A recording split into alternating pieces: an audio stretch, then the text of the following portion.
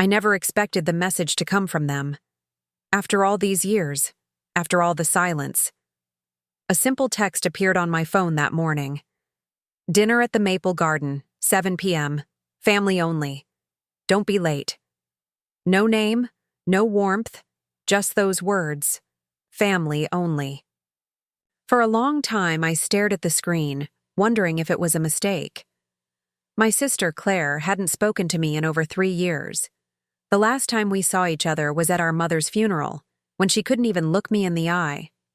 And now, suddenly, a dinner invite? Something didn't feel right. But that word, family, it hit a nerve. Because for as long as I could remember, I'd been trying to earn my place at that table. So, despite the sinking feeling in my chest, I decided to go. The hours before that dinner felt endless. I kept replaying old memories in my head. Christmas mornings I wasn't invited to, birthdays I learned about through photos online, the group chats I was removed from without explanation. And yet, here I was, ironing a shirt, rehearsing a smile. Maybe, I thought, this was their way of making peace. Maybe someone finally realized how wrong they'd been. Maybe, just maybe, I'd get to be part of the family again. Hope is a dangerous thing. It blinds you before it heals you.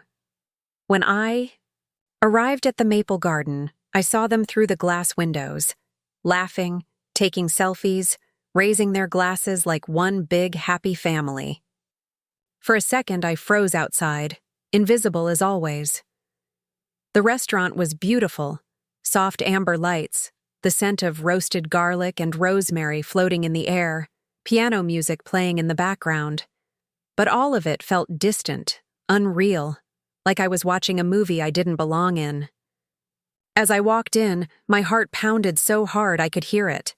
The hostess smiled politely. "Reservation name?" "Probably under Claire," I said quietly. She nodded and led me through the tables. Each step felt heavier than the last. And then, there they were.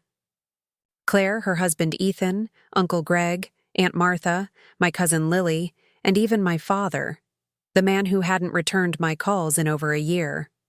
7 of them around a large table near the window. Their laughter faded the moment they saw me. "Ah, you made it," Claire said, her smile too tight, too rehearsed. "Yeah," I replied, pulling out the only empty chair. "Got your message this morning." Her eyes flickered. "Oh, right. I wasn't sure if... Well, anyway, glad you came." No hug, no warmth. Just a nod and a quick glance exchanged between her and Ethan. That was the first sign. The air around the table felt heavy, too polite, too quiet. Everyone had that look, the one people wear when they're pretending nothing's wrong. I could feel it. The tension sitting between the napkins and wine glasses, hiding beneath every forced smile. As I sat down, Uncle Greg cleared his throat. "So, how have you been holding up?" It was the kind of question people ask when they don't actually care about the answer. I smiled faintly. "I've been managing, working, staying busy." "Oh, good, good," he said quickly, as if he wanted to close the topic before it even began. Aunt Martha shifted uncomfortably. Lily avoided eye contact. My father looked down at his glass. And that was the second sign, silence louder than any insult. I looked around the table and realized nothing had changed. They were still the same, still pretending, still keeping me on the outside. I tried to shake the feeling, convincing myself that maybe I was overthinking it. Maybe it was just awkwardness. Maybe they just needed time. Then Claire spoke again. "So, I didn't know if you'd even show up. I mean, after everything that happened." Her voice trailed off, but the sting was there. After everything that happened. I wanted to ask what she meant. Was she talking about the argument we had years ago? The one where I refused to co-sign her loan? Or was she referring to the time I left home after Dad refused to back me when I needed help? But before I could speak, the waiter arrived, breaking the tension. He was young, nervous, holding a tray of glasses. "Would you like to start with drinks?" Everyone ordered something fancy: wine, cocktails, sparkling water. When it was my turn, I said softly, "Just water, thanks." I saw Claire smirk. "Still keeping it simple, huh?" Her tone wasn't kind. It was sharp, laced with condescension. The table chuckled. It was small, harmless laughter. But to me, it felt like years of old wounds reopening at once.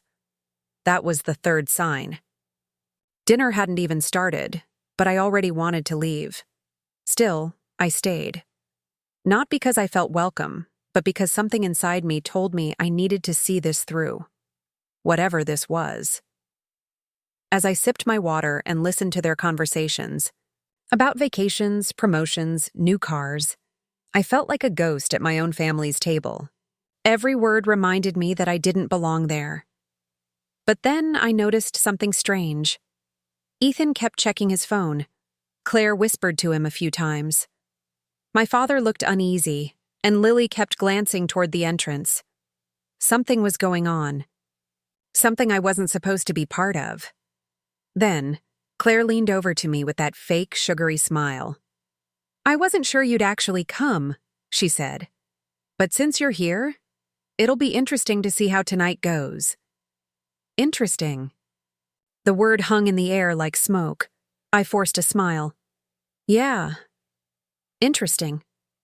But inside, my instinct screamed. Something is off. Maybe it was the way they were all too polite.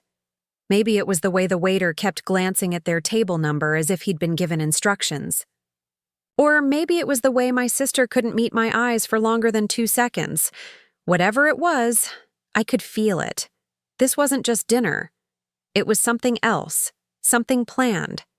And as the laughter resumed around me, I quietly folded my napkin, straightened my posture, and smiled back, because I suddenly realized something they didn't. They thought they'd invited me out of guilt or pity, but I wasn't here to beg for acceptance anymore. I was here for closure, and deep down, I knew. By the time this dinner was over, no one at this table would ever forget tonight. I sat there, pretending to listen as my family talked about their new cars, their promotions, their expensive trips. The clinking of glasses and bursts of laughter filled the air. A sound that once made me feel included, loved. But tonight, every laugh felt like a reminder of where I stood, on the outside. The waiter poured another round of wine, and for a brief second, I caught my reflection in the glass, quiet, distant, like a guest at someone else's celebration. It was strange. You can sit right beside people you've known your entire life, yet feel like you're miles away. That's what they'd turned me into, a stranger with their last name. I remember when it started, the divide, the quiet rejection that no one ever spoke about. It wasn't one big moment. It was 1,000 little ones, missed calls, unanswered texts, the way they'd stop talking when I walked into the room. Growing up, I was never the favorite. Claire was the golden one, the straight-A student, the one who always got what she wanted. My father called her our pride. He called me the troublemaker. Not because I caused trouble, but because I questioned things. When Claire lied, I told the truth. When she broke something, I got blamed for it. And when I achieved something on my own, they brushed it off like luck. That's how it was in our house. Truth had no value unless it came from someone they adored.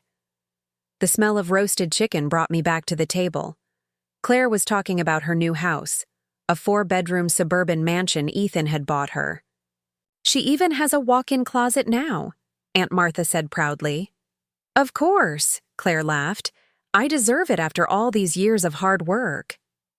Everyone nodded, raising their glasses in admiration. I smiled faintly. No one mentioned that I was the one who once helped Claire pay off her college tuition when her scholarship fell through. Back then, I gave her my savings without hesitation. She promised she'd pay me back. She never did. and I never asked. That's what family meant to me. You give, even when no one notices. I looked around the table again, taking it all in, the laughter, the comfort, the subtle glances. They were united by something I didn't have, shared delusion. A belief that everything was fine, that history could be rewritten if we simply didn't talk about it. But I remembered it all. I remembered the Christmas I spent alone because they forgot to tell me they'd changed the venue.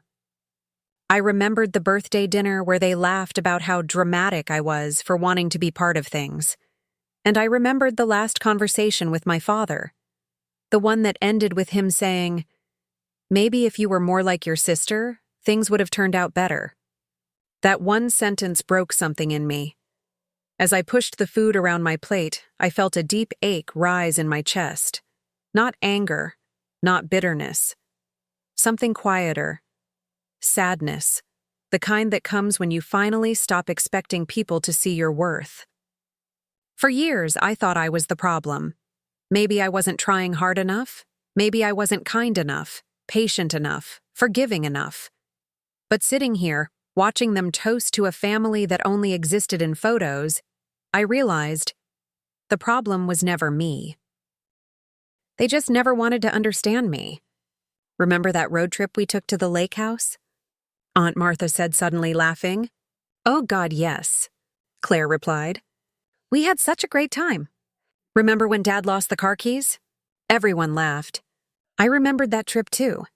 They told me there wasn't enough space in the car, so I stayed behind that weekend. I spent those days working extra shifts to help Dad pay the utility bill. They came back sunburned and smiling, with stories I was never part of. And now, years later, they were laughing about it again, as if I'd never existed in that part of their lives. I wondered how easy it must be for them to erase me from their memories. The waiter returned, refilling glasses, smiling politely as if he couldn't feel the tension sitting between us. I thanked him softly, just to remind myself I still had manners, something my family seemed to have lost along the way. Claire leaned back in her chair, swirling her wine. "So," she said, her tone casual but sharp, "what have you been doing lately? Still at that small tech job?" Small tech job, that's what she called the business I built from scratch. The one that kept me afloat when no one else offered help. The one that allowed me to stand on my own feet after they turned their backs on me. I smiled. "Yeah, still there." "Doing well, actually." Her eyebrow twitched, as if success wasn't something she expected from me. "Oh," she said flatly. "That's nice." There it was again, that subtle tone of dismissal. The one that said, "You'll never measure up." I took a slow breath, reminding myself not to react. Because I'd learned something over the years. Silence hurts them more than words ever could.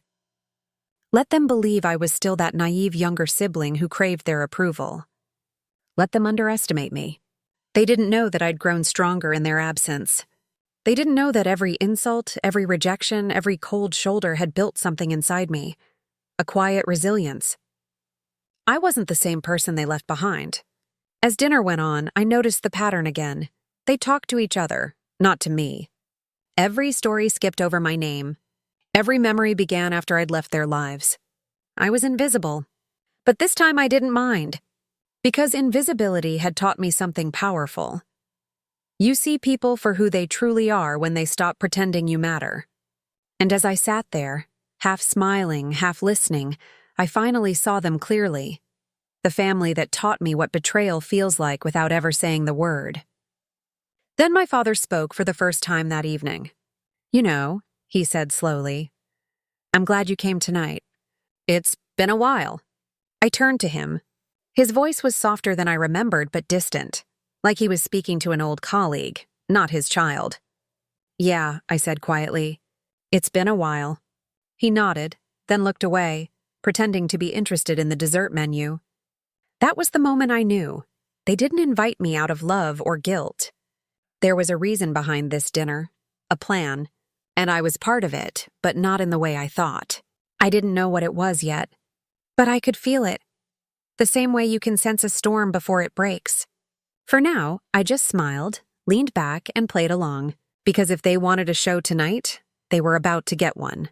A quiet one. A powerful one. The kind they'd never forget. The appetizers had barely arrived when the tone of the evening shifted. Up until then, I'd been sitting quietly, letting their laughter bounce around me like echoes in a room I didn't belong to. But something about the way Claire leaned back in her chair, relaxed, smug, playing hostess, told me that the real reason I'd been invited was about to reveal itself. She glanced at Ethan, her husband, who gave a slight nod. That's when she said it. "Oh, by the way, if the waiter asks, this table is for family only." Her words landed softly, too soft.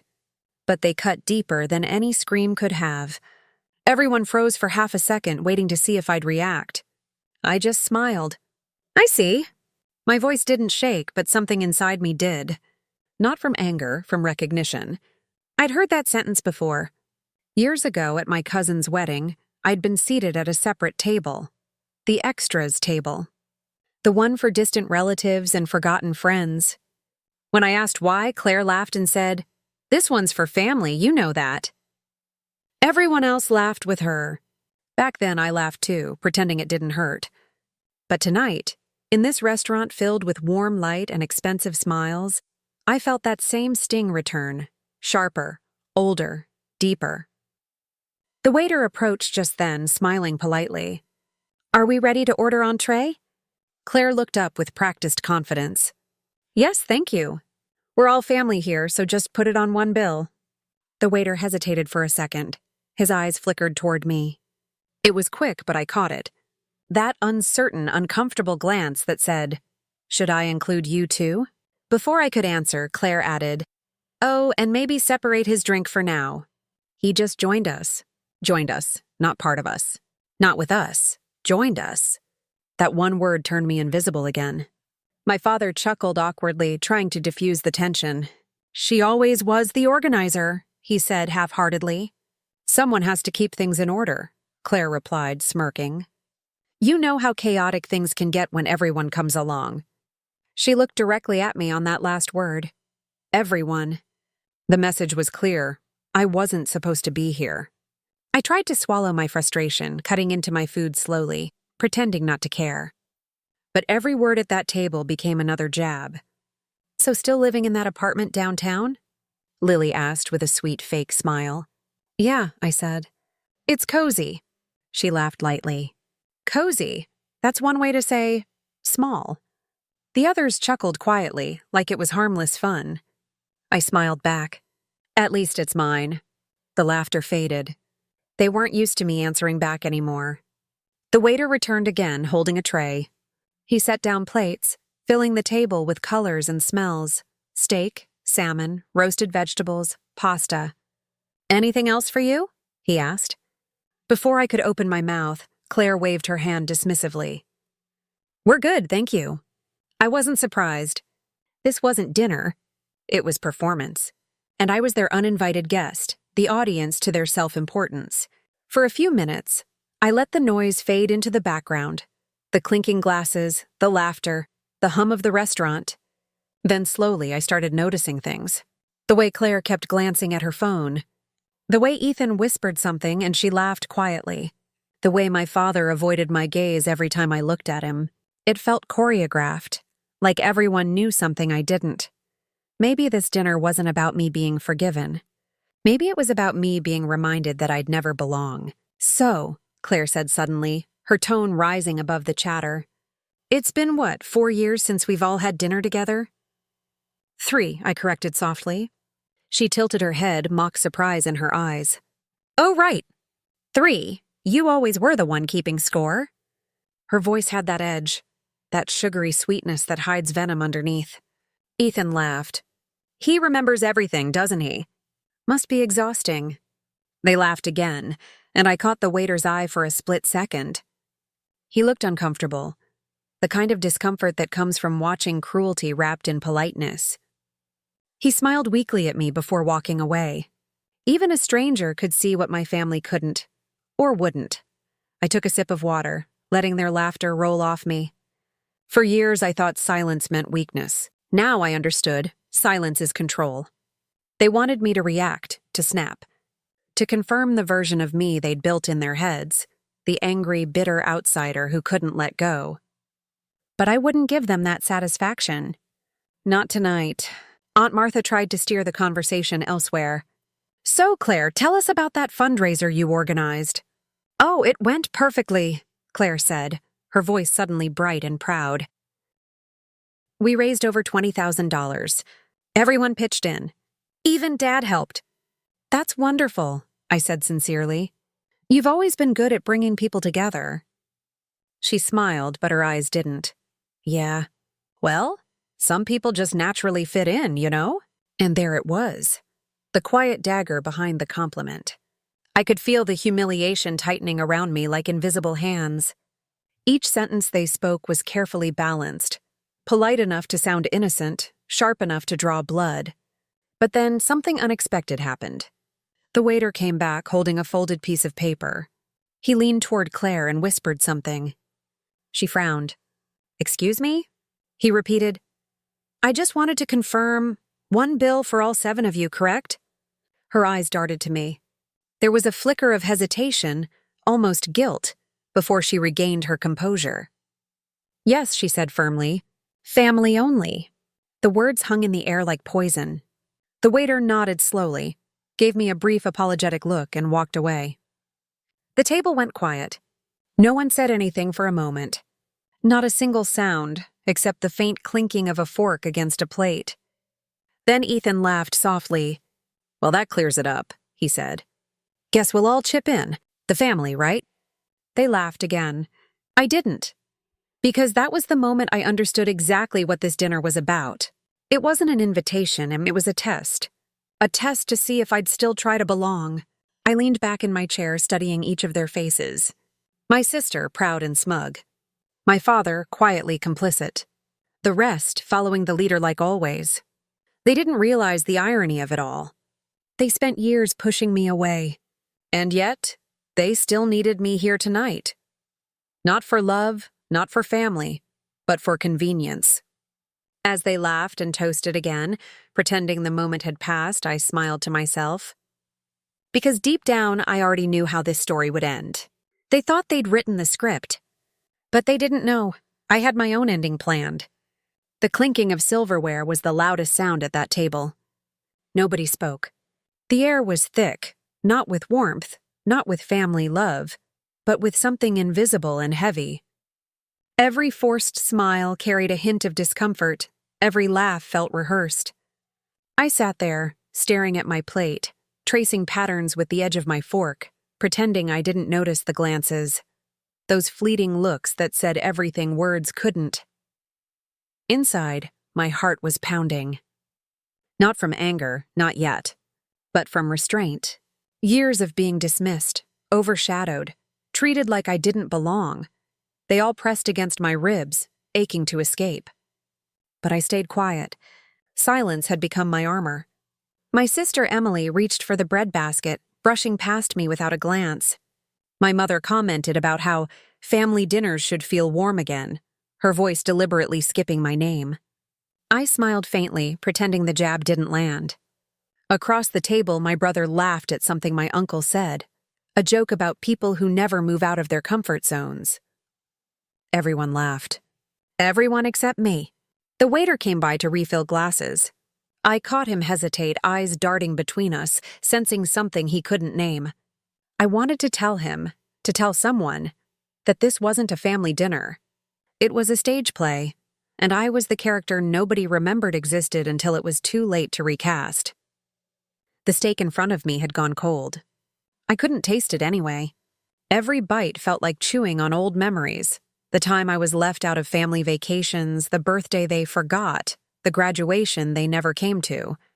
I tried to focus on the present, but every moment brought the past roaring back. "Are you okay?" my cousin asked softly, leaning toward me. I nodded, swallowing hard. "Yeah, just tired." Tired. That word had followed me for years. Tired of proving I was worthy. Tired of being the afterthought. Tired of pretending that blood automatically meant love. My father cleared his throat. "So how's work going?" he asked, the first time he'd spoken directly to me all night.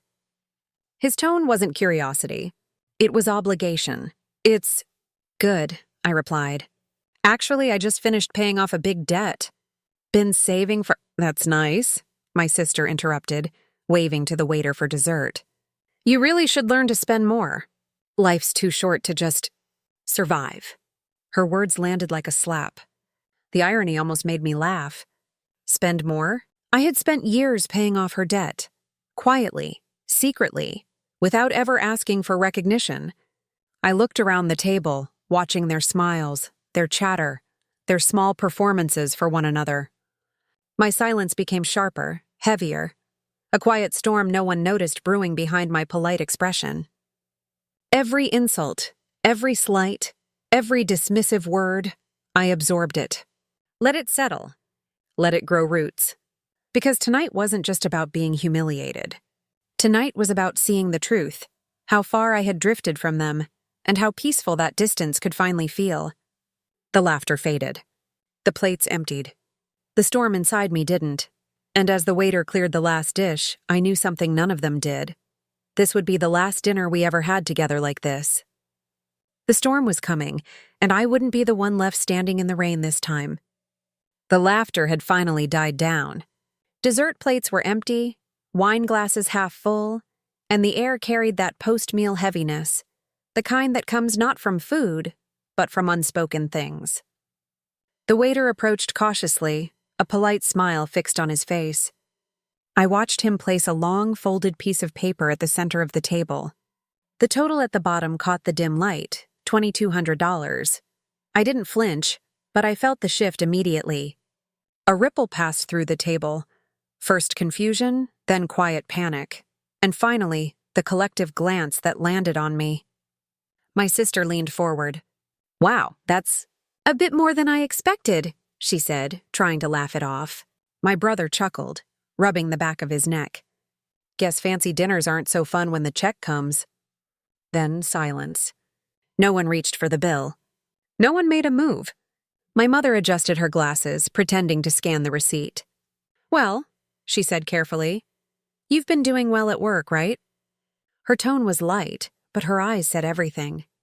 They expected me to pay. It wasn't new. I had always been the safety net, the silent fixer, the one who bailed them out without complaint. But this time I stayed still. My hands rested in my lap, fingers interlocked, calm. I thought we were splitting it, I said quietly.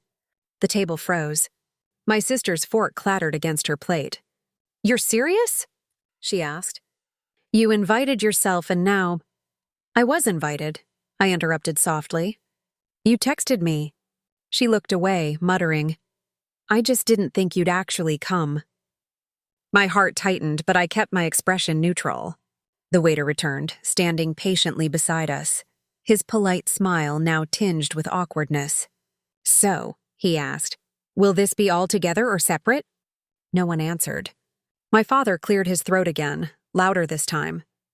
Just put it all on one, please. My son here will take care of it. He gestured toward me. The waiter turned to me, pen hovering over the notepad. Sir? The entire table was watching, waiting for me to do what I'd always done. To nod. To say yes, I've got it. To quietly fix everything again. But I didn't. I leaned back in my chair, meeting the waiter's eyes. Separate checks, please. The silence that followed could have shattered glass. My mother blinked, stunned. Excuse me? I smiled faintly. Separate checks. We all ate, didn't we? The waiter hesitated, then nodded and walked away. My sister's face turned red. You're unbelievable, she hissed. We invited you to be part of the family again, and this is how you act? Part of the family again. The words echoed, again, as if I'd been the one who left, as if I'd chosen the distance. I didn't argue. I didn't need to. I just sat there, watching them whisper among themselves, trying to decide who'd cover what. The same people who once mocked me for playing safe were now panicking over a dinner bill. The waiter returned with the split checks. I reached for mine, pulled out my card, and handed it over calmly. My total was modest, just what I ordered. Nothing more. When I looked up, they were still bickering. My sister's husband muttered something about how some people never learn to share.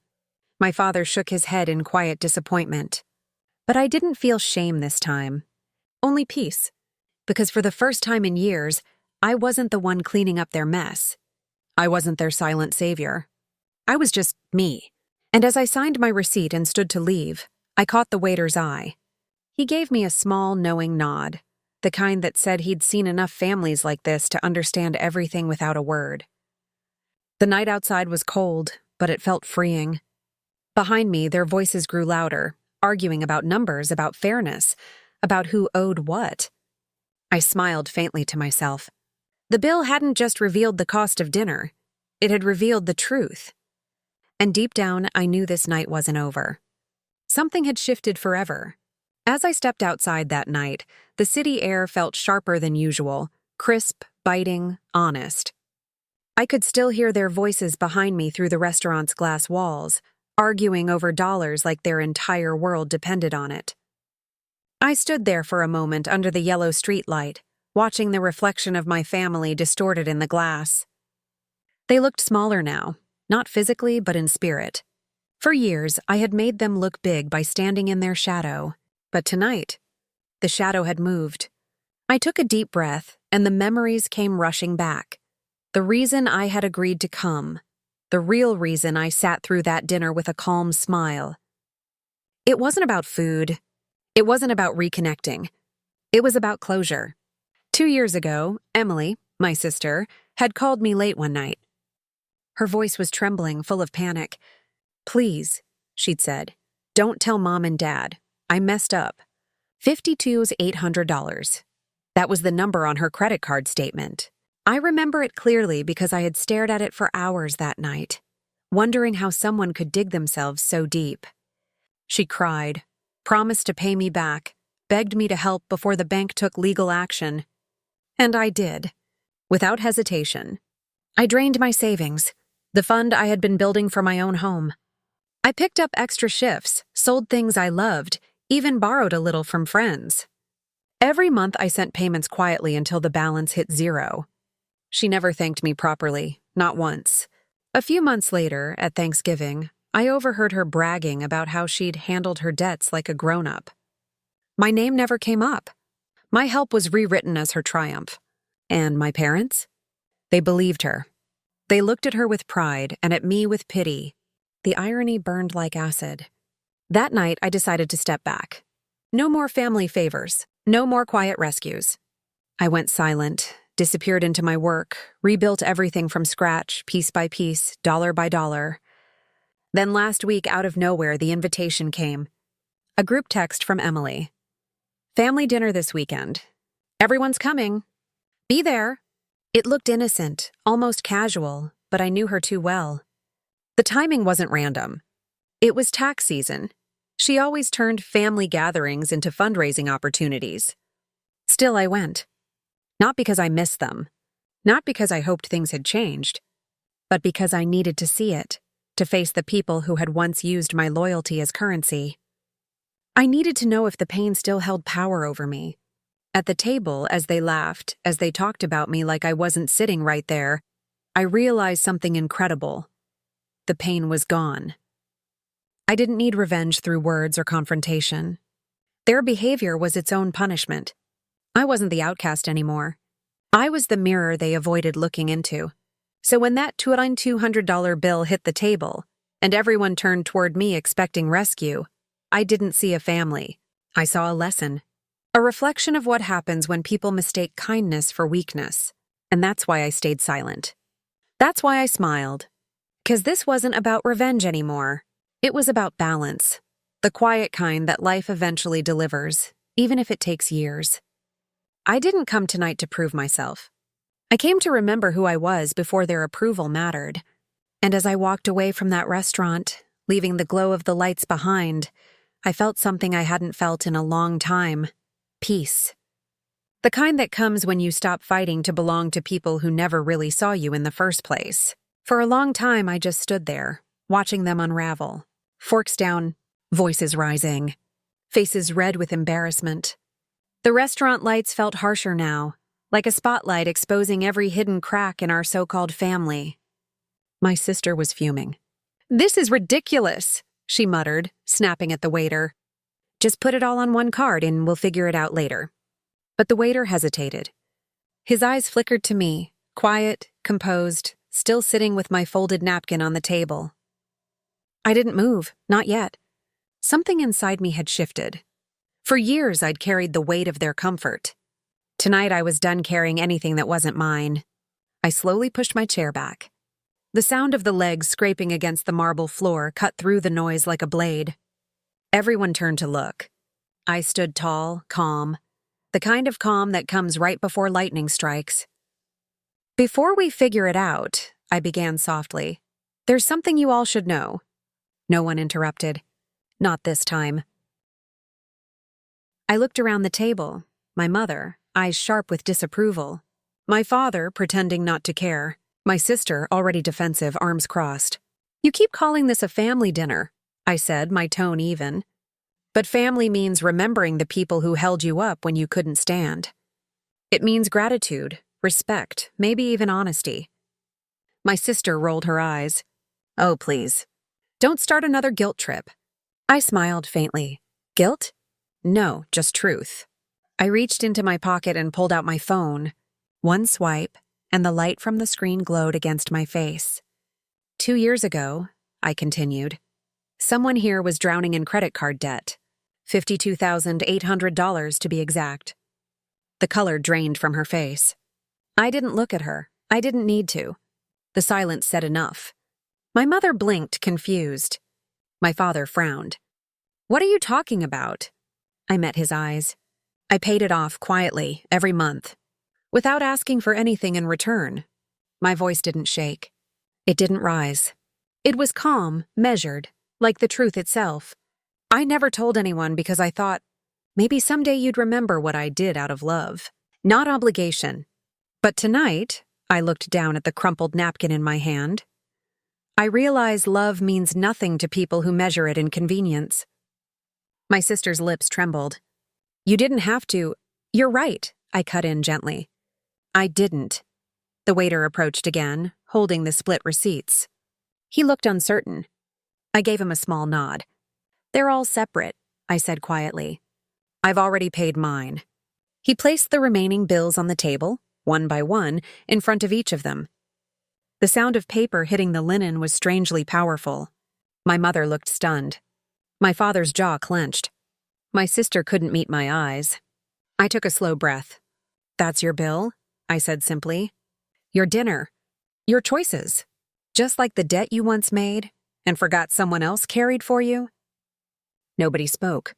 The waiter lingered a second longer, then nodded respectfully and walked away. I looked around one last time, at the faces that had defined my pain, my patience, my growth. This table's for family, I said, repeating the words they'd thrown at me earlier. Then softer, you were right. I picked up my coat and draped it over my arm. That's why I won't be sitting here anymore. And with that I turned and walked toward the door. No anger, no tears. Just silence, the kind that speaks louder than 1,000 explanations. Behind me, no one called my name. Just the faint sound of my sister whispering, "He actually did it." And my father's muttered, "God, what have we done?" The doors closed behind me, sealing them inside their own storm. Out on the street, the night air felt different, lighter, freer. For once, I wasn't walking away from family. I was walking toward peace. For a few moments after I left the table, the world seemed to hold its breath. The doors of the restaurant closed softly behind me, but inside, time had frozen. No one moved. No one spoke. The echo of my footsteps faded into the night, but my absence lingered like a shadow that refused to leave. I could almost feel it, the weight of their silence pressing down on every plate, every untouched glass of wine. I didn't need to turn around to know what I'd left behind. I could imagine it perfectly, my sister staring at the receipt, her hands trembling as the truth settled in. My father's proud posture collapsing just a little. My mother's lips parting to say something, then stopping, realizing there was nothing left to say. For once, they had no script. No jokes, no small talk, no excuses. Just silence, raw, uncomfortable, honest silence. That silence was everything I had wanted them to hear, I walked slowly down the sidewalk, my breath forming faint clouds in the cold night air. Each step felt like closing a chapter, one wordless stride at a time. Behind me, laughter had died. The performance was over. Somewhere inside, I hoped maybe they were replaying every moment of that dinner, every dismissive glance, every careless word, every time they made me feel like an outsider. Maybe finally they understood. And maybe not. But for the first time, it didn't matter. Their understanding was no longer the closure I needed. The silence was enough. It was poetic, almost cruelly poetic, that the people who had silenced me my entire life now sat mute at the table, drowning in the quiet they once forced upon me. I paused at the corner, looking up at the faint glow of the restaurant window. The scene inside was still, motionless figures surrounded by empty plates and the ghost of everything unsaid. That's when it hit me, how silence could say what words never could. It wasn't loud or vengeful. It didn't demand attention. It simply existed, like truth does quietly, without apology. I smiled faintly, a small, tired kind of smile. The kind that comes when the war inside you finally ends. They would go home tonight and tell their versions of what happened. Maybe I'd be the villain, maybe the disappointment, maybe just the one who made things awkward. But deep down, they'd remember the feeling, the sting of being left in that silence. And that feeling would stay with them. Not out of hate, but out of truth. Because revenge doesn't always arrive with noise or chaos.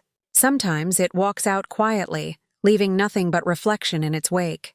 As I disappeared into the night, I realized something powerful. I hadn't walked away from family. I had walked away from the illusion of it. And in that silence they now sat in, they would finally meet the truth I'd known all along. That love without respect isn't love at all. The night had grown quieter by the time I reached my car.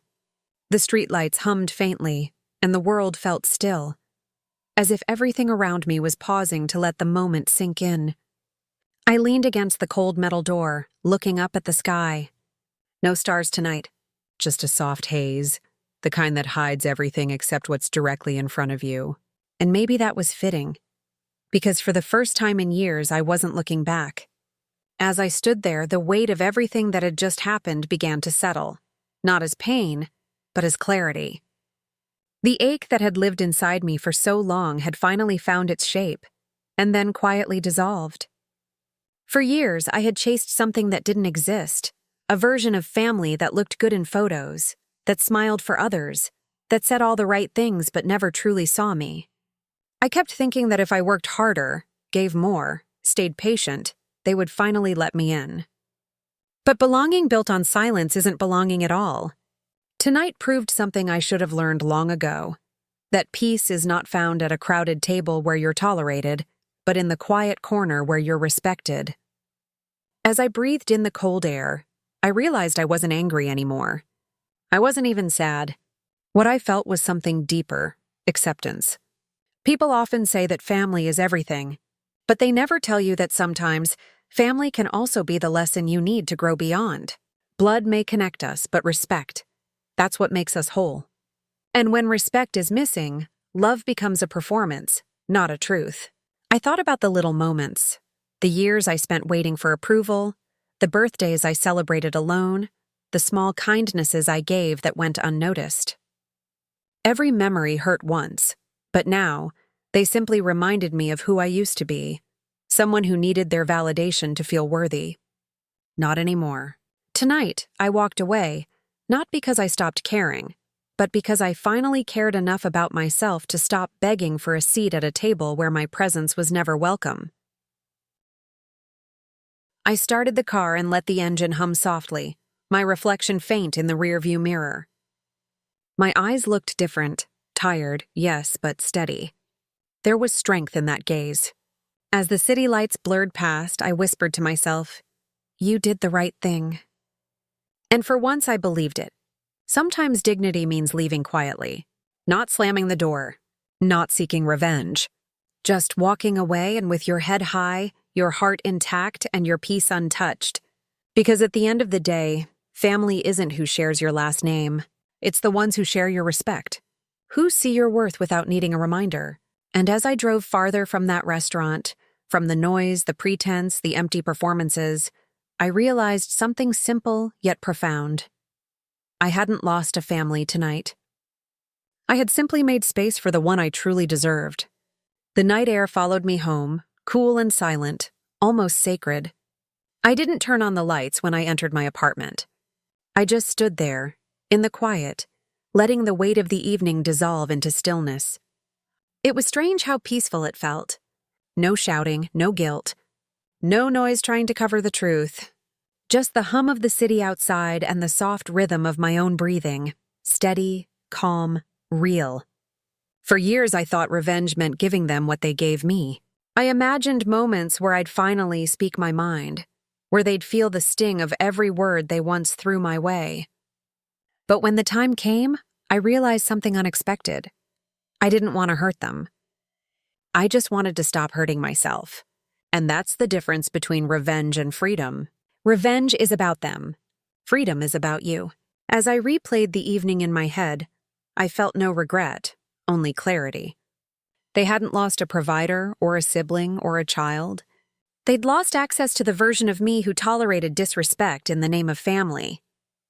That version was gone now, replaced by someone who understood that love without gratitude is a hollow echo. I sat by the window, watching the faint reflection of my own face in the glass. There was something new in my eyes, not pride, not triumph, but peace. The kind that comes when you stop chasing apologies that were never meant for you. Maybe one day, they'll remember that night differently. Maybe they'll say I overreacted. Maybe they'll try to paint me as distant or cold. That's fine. Stories change when guilt rewrites them.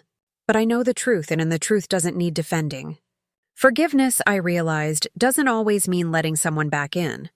Sometimes it simply means letting go of the hope that they'll ever be different. I can forgive them now, not for their sake, but for mine. Because carrying anger is just another form of staying connected, and I was done being tied to pain that wasn't mine to carry anymore. Somewhere in that restaurant, my family probably still sat in silence, staring at the bill that said more than words ever could. Maybe they'd pay it. Maybe they'd argue. Maybe they'd go home pretending it didn't mean anything. But deep down, they knew something had shifted forever. They lost something that night. Not money, not pride, but me, the one person who always showed up even when uninvited. And as I finally turned away from the window, ready to sleep for the first time with a quiet heart, the thought came to me, gentle, poetic, final. They saved their seats. But I saved my soul.